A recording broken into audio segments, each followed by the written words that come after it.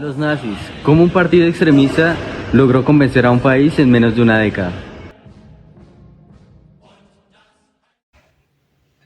Las consecuencias que trajo el Tratado de Versalles para la población alemana después de este conflicto fueron varias, pero entre ellas estuvo la sensación de humillación, en donde la que la causó fue la cláusula de culpabilidad del artículo 231. Este decía que Alemania era culpable de todos los hechos y crímenes cometidos durante este conflicto. Entonces, la población alemana sintió que lo estaban tratando como criminal, y esto ayudó a que el discurso de la puñalada por la espalda tomara gran apogeo en esos momentos. El discurso de la puñalada por la espalda se trataba de que la guerra no se había perdido ni en trincheras ni en batallas, sino que se perdió en las grandes ciudades por culpa de los políticos. Entre este entorno también crece una gran crisis económica, ya que en este tratado se exige 132.000 millones de marcos, que para ese entonces los economistas decían que esa cifra era exorbitantemente alta, ya que en ese entonces no se había visto una deuda tan grande como la que causó el Tratado de Versalles. Esto ocasionó que los ahorros de la clase media y baja se esfumaran y el poder adquisitivo de la clase alta bajara.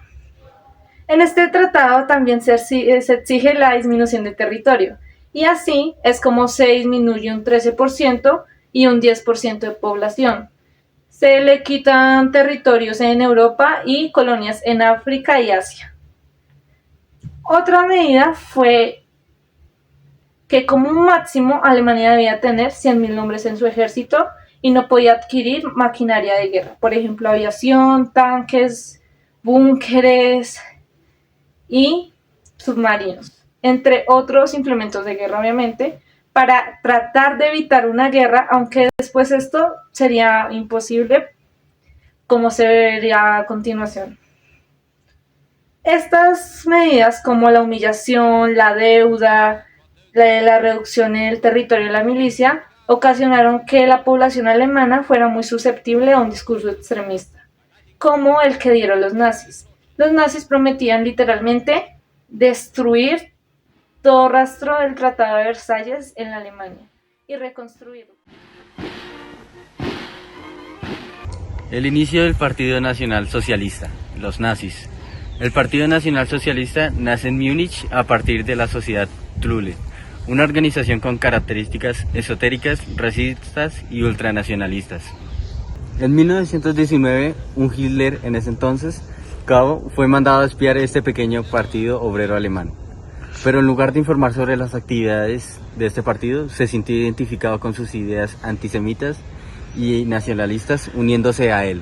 Y en 1920 toma el control de este grupo, cambiándole el nombre a Partido Nacional Socialista. Rápidamente ese partido usó el descontento de la sociedad, que en ese momento vivía su crisis económica más grave, debido a la deuda, la hiperinflación y ahora la crisis mundial de la Gran Depresión. Hitler, al tener talento para movilizar a las masas, usaba el discurso de la traición de sus líderes contra el pueblo por dejarlos en la ruina.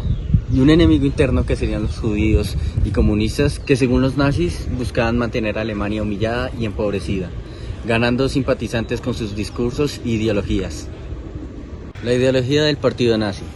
Su ideología se basaba en la extrema derecha, donde ideas como el racismo, sostenida por los nazis, como la superioridad de la raza aria sobre los demás individuos. Antisemitismo radical. Los judíos eran retratados como una antirraza, biológicamente peligrosa que corrompía la pureza de la sangre alemana, lo que les ayudó a justificar los crímenes cometidos contra los judíos. Nacionalismo exagerado. Los nazis formulaban que para preservar la raza aria debían expandir sus fronteras hacia el este, lo que incumplía con las condiciones impuestas por el Tratado de Versalles, sobre prohibir cualquier intento de expandir su territorio. Estado totalitario. Se rechazaba el Parlamento y la democracia liberal. En cambio, el Estado debía controlar todo aspecto de la nación, sea público o privado, como la educación, la economía o medios de comunicación y artes.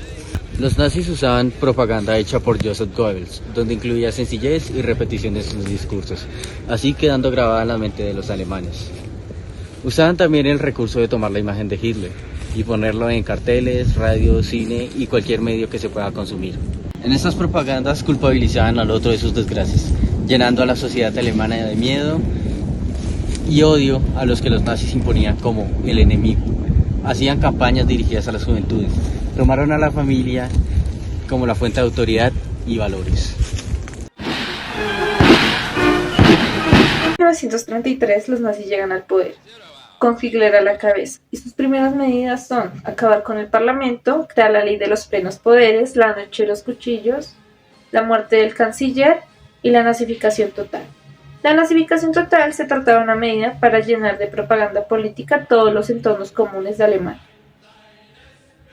También se toman medidas para la restauración económica, por ejemplo, mejorar la infraestructura y crear obras públicas. En estas medidas ayuda a que la tasa de empleos alce.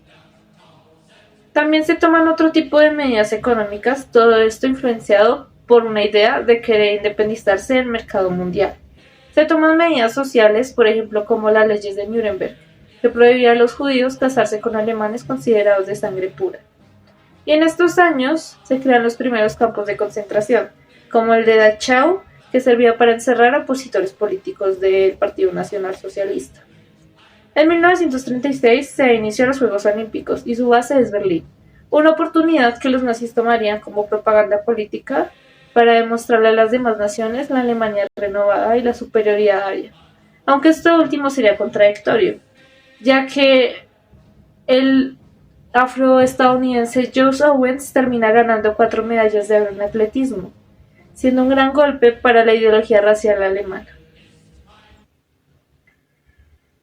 Aunque Hitler venía molestando hace mucho tiempo a las naciones victoriosas de la Primera Guerra Mundial, el estallido de la Segunda Guerra Mundial se dio con el anexo con Austria en 1938 y con la invasión a Checoslovaquia y Polonia en 1939, hecho que justificaría a Hitler como defensa el 1 de septiembre, y el 3 de ese mes Francia y Gran Bretaña le declaran la guerra, acompañadas el 17 de septiembre por la Unión Soviética. Aunque la guerra se declara en 1939, los golpes directos no ocurren hasta 1940, cuando Alemania decide invadir Dinamarca y Noruega. Todo esto para asegurar suministros de hierro y puntos estratégicos de la zona, y entre mayo y junio invaden Países Bajos y Bélgica, terminando el 14 de junio con la invasión a la capital de Francia. En el transcurso de esa guerra también invaden Yugoslavia y Grecia, demostrando al inicio de la guerra la superioridad militar que tenían los nazis, siendo contradictorio con una de las medidas que se tomaban en el Tratado de Versalles, que era la disminución del poder militar en la zona alemana. Mientras Alemania estaba en la guerra, se destinó el presupuesto desde 1939 a la producción armamentística, trayendo como consecuencia la escasez y el uso de los prisioneros. Los prisioneros eran usados para fabricar las armas en los campos de concentración. Y desde 1941 y 1942 los nazis pasan a expulsar a los judíos y la población no de esa edad, a los que ellos llamaron la solución final. Se basaba en la ejecución de 6 millones de judíos y otros millones más de personas con discapacidades, gitanos, homosexuales, testigos de Jehová y opositores políticos en Auschwitz y Sobibor. Esto acompañó a persecuciones por la CC, propaganda y leyes en las que quitaban derechos a los grupos no deseados por los nazis. En 1942 se da la batalla de Midway, en la que los aliados ponen fin a la expansión japonesa, uniendo 4 portaaviones de origen japonés. En 1943 se da la gran batalla del Stalingrado, en la que es la primera gran derrota del ejército alemán, donde el ejército soviético obliga a rendirse al sexto ejército alemán. Después del Stalingrado ocurrió una gran campaña de bombardeos, desde Hamburgo hasta Berlín, desmoralizando a la población alemana. Después del Stalingrado y de la gran campaña de bombardeos, en 1943 cae el régimen de Mussolini de Italia, lo que ocasionó que el 8 de septiembre tuviera que firmar un tratado con los aliados. En 1944 ocurre la Operación Overlord, en la que los aliados desembarcan en las playas de Normandía. Mientras los aliados estaban en esta operación, Los soviéticos se encargaban de dar grandes golpes a ciudades alemanas. En estos golpes logran liberar Bielorrusia y el 25 de agosto liberan a la capital de Francia del dominio nazi. En 1945, el Ejército Rojo ocupaba Berlín y Libertad, campos de concentración, revelando al mundo los crímenes cometidos por los nazis. La población alemana se enfrentó a un país con hambruna, sin infraestructura. El 3 de abril de 1945, Hitler se suicida. En su búnker, el 8 de mayo, Alemania firma su rendición incondicional. El fin de la Segunda Guerra Mundial se marca con el lanzamiento de las bombas atómicas y las ciudades japonesas de Nagasaki.